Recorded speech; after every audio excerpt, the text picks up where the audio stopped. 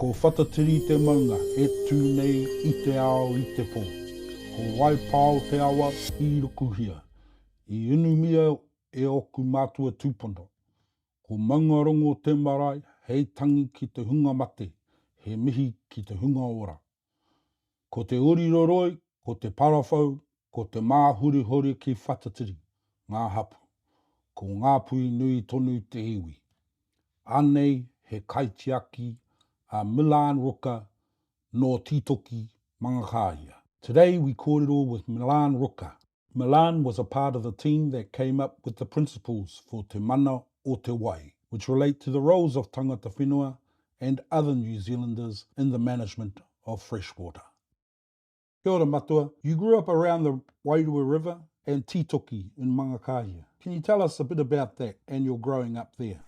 My family come from Titoki, my father, all from Waimā down to Titoki, and 13 of my uncles and aunties born at Portati and on the Wairua River, and even have my grandfather, he's buried on the side of the Mangakahia River.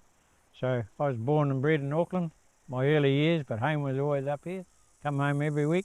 I left home at around about 14 years old when I joined the Merchant Navy. Never really went back to Tamaki Makaurau. Home was always up here. You had a successful career that took you all over the world. Tell us a little bit about that. Yeah, I was fortunate in my younger years to have some 6 years in the Merchant Navy, 4 years sea time, going to many countries in the Pacific region. And in between ships I'd go and work on construction sites.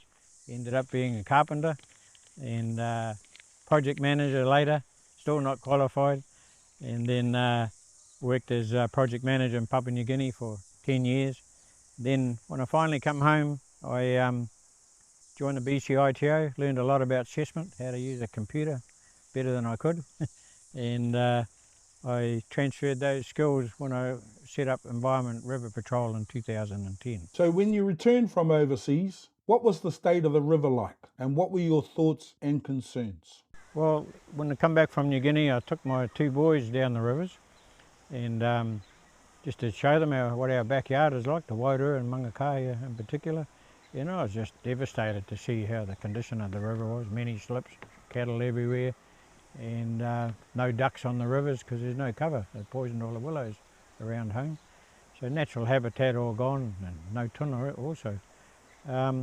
Uncle Henry and I, we around the homestead at Portati around about 2009-10,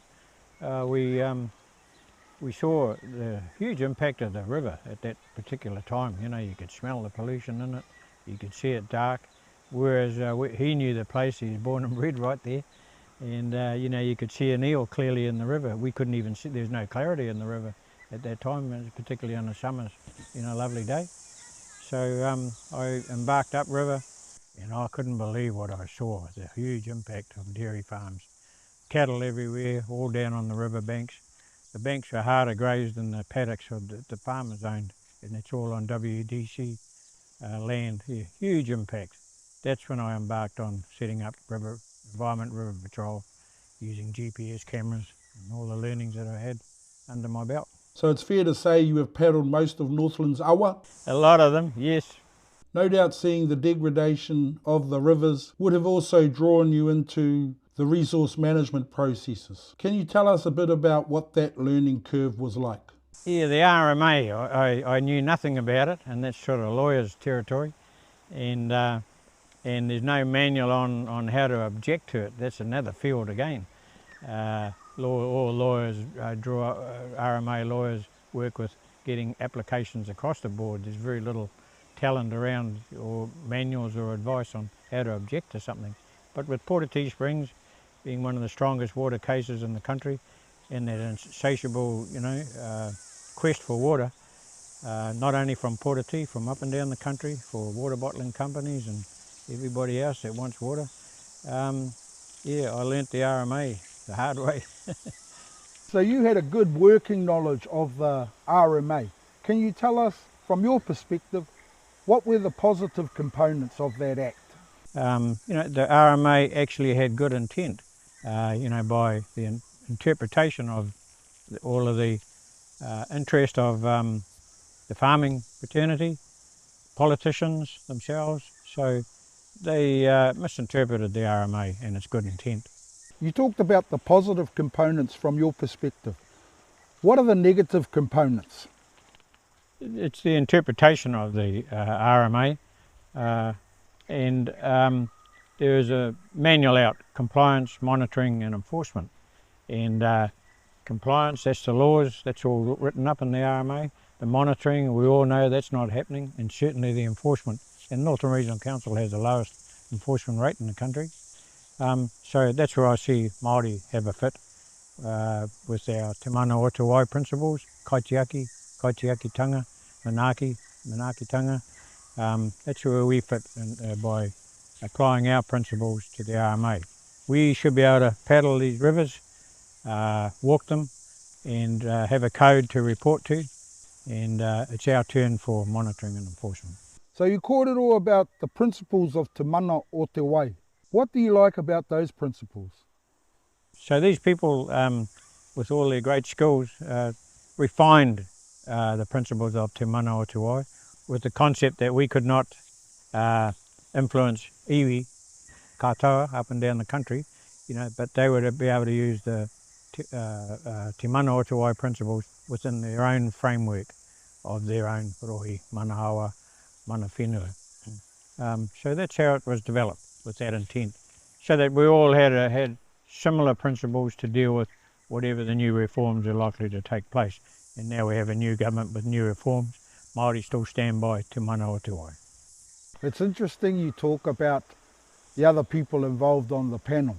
A lot of intellectual grunt there, if I could call it that.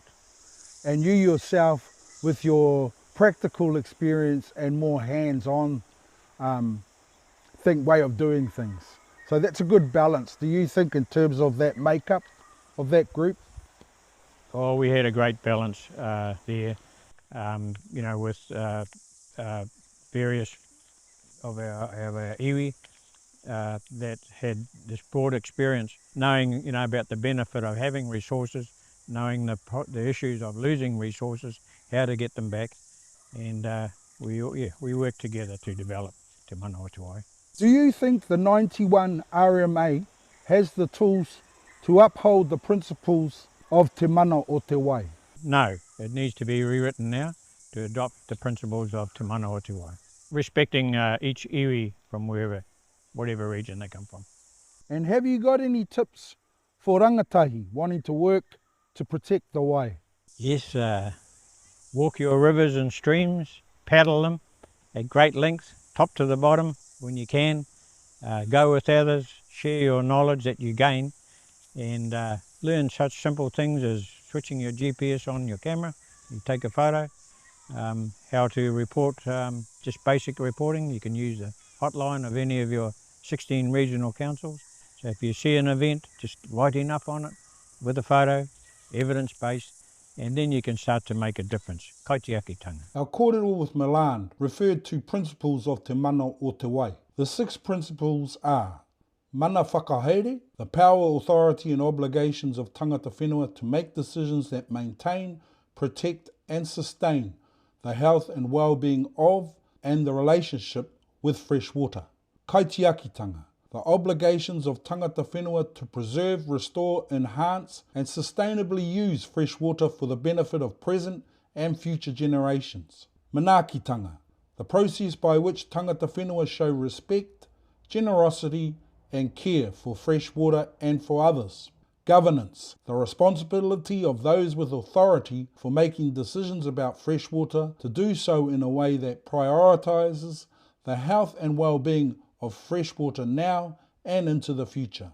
Stewardship, the obligations of all New Zealanders to manage fresh water in a way that ensures it sustains present and future generations. And finally, care and respect, the responsibility of all New Zealanders to care for fresh water and providing for the health of the nation.